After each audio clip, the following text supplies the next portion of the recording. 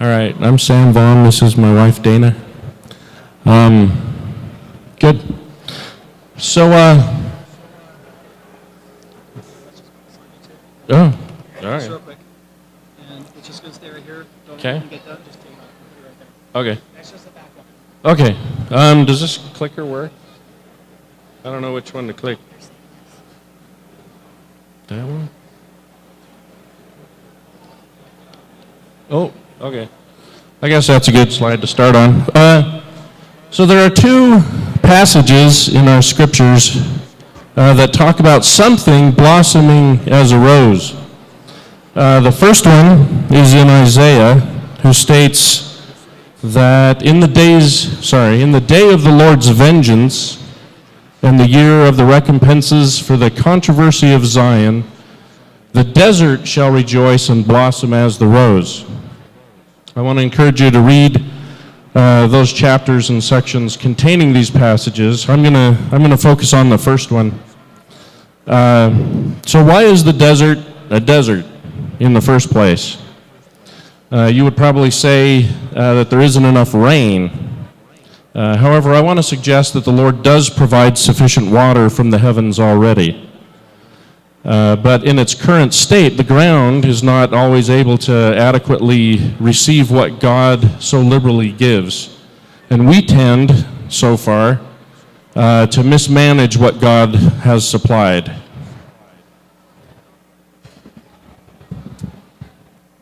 Okay, so the ground may contain hard clay, making it seemingly impenetrable. It may also lack organic material necessary for plants other than spiny cactus and other seemingly undesirable vegetation to grow. When rain does fall, it runs off quickly, creating flash floods, which further strip nutrients and soil from the ground. When we build a community or city in dry lands, we tend to use structures and techniques which may be fine when used in more hospitable climes, such as gutters and storm drains and landscaping that forces water away.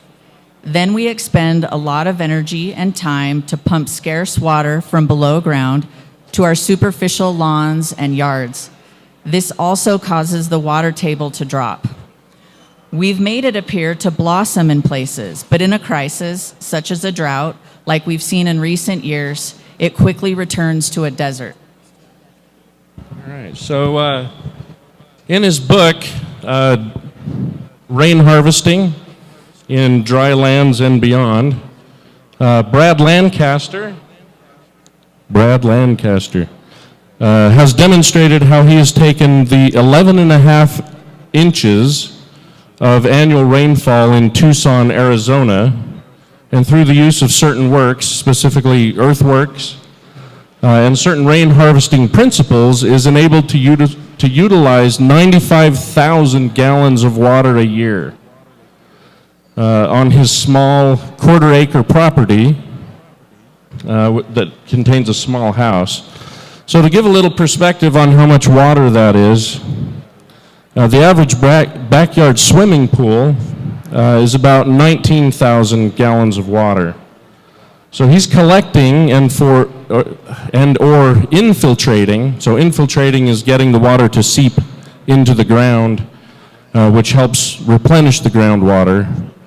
So he's doing that with about 5 swimming pools worth of rainwater a year. So with 11.5 inches of water on a quarter acre. A quick internet search, just to give you some perspective, maybe where you're from or someone you might know. This area around here gets about 20 inches of water a year. Seattle gets 37.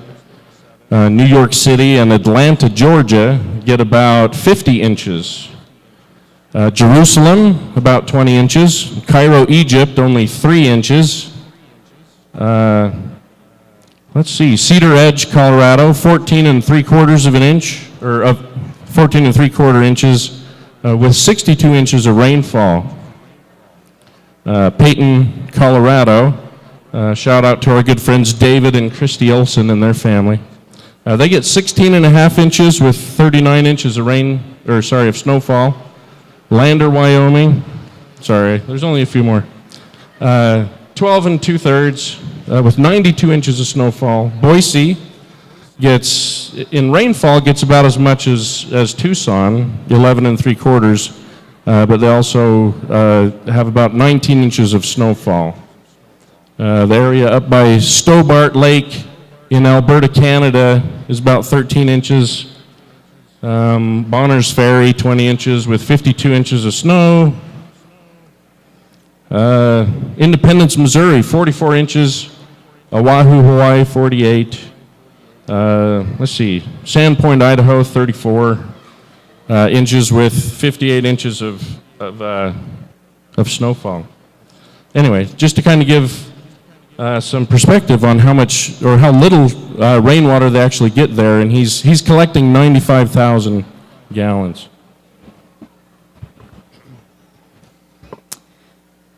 Following the principles he outlines, people from New Mexico to Jordan to Africa have caused their little corners of arid land to blossom abundantly in a self-sustaining manner. Cities such as Tucson and Los Angeles have taken note and have begun implementing policies to help retain and utilize the water that falls freely to all. The earthworks in large measure consist of berms, which are hills, and swales, which are ditches, that slow down the water and get it to seep into the ground, which acts to soften clay and activate dormant nutrients in the soil. Often this can cause intermittent springs of living water to break out, creating streams in the desert. Much more could be said about these works than time will allow today, but we've been asked to focus on one in particular. Okay, so this gentleman's name is Sepp Holzer. He's from the Austrian Alps. And he uses a variation on berms to create a hill, or in German, Hügel, by taking a log, and branches, and leaves from a tree. You can see two hills there, side by side, trees in the middle. So taking the log and the branches in the tree.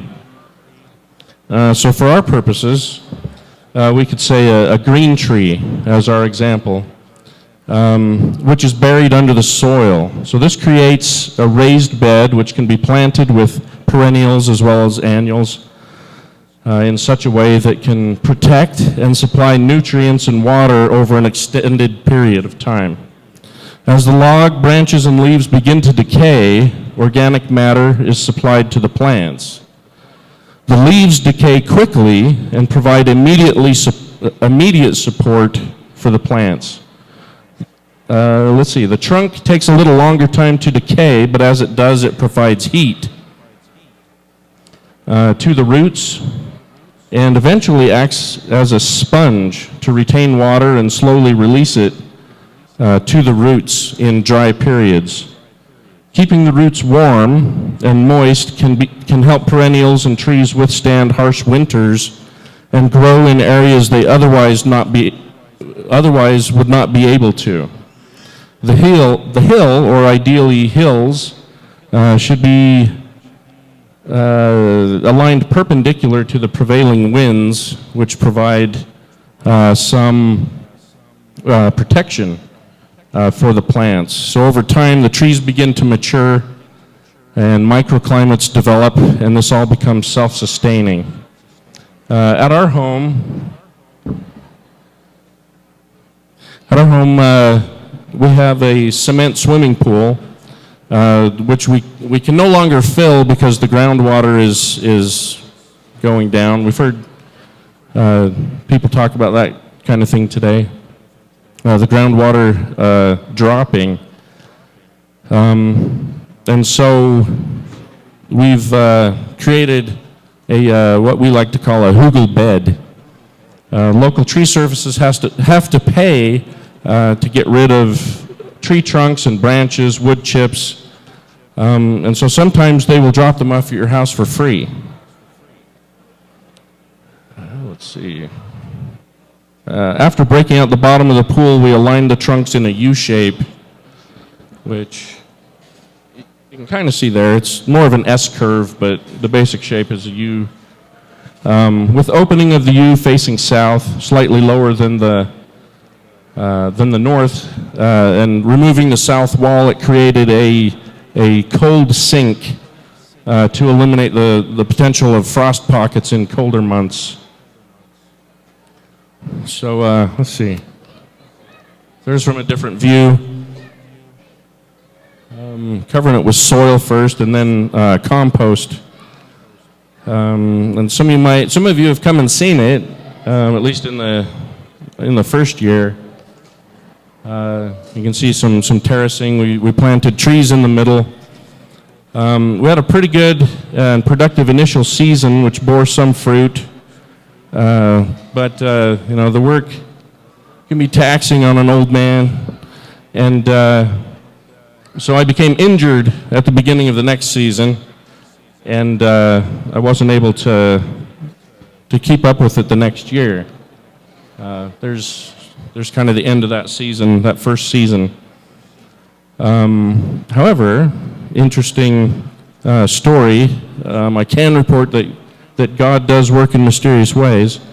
So in the second season, after an initial watering, we did have a volunteer watermelon that got established in the bed, and despite the ensuing drought conditions that happened that year, that killed everything else. So it takes time and care for the benefits of the Hügelkultur to come into play. But despite the drought, the watermelon produced abundantly, all by itself. I think it speaks more for the volunteer melon than anything else, but it was a welcome occurrence. So in the future, I think I'll have more successes to report. But as I mentioned, there are two passages in the scriptures. We won't have time today to talk about the second, but I hope you'll go and look at it, because the principles that we talked about today apply to that scripture as well, which I wanted to present to you as an interesting aside. So anyway, thank you.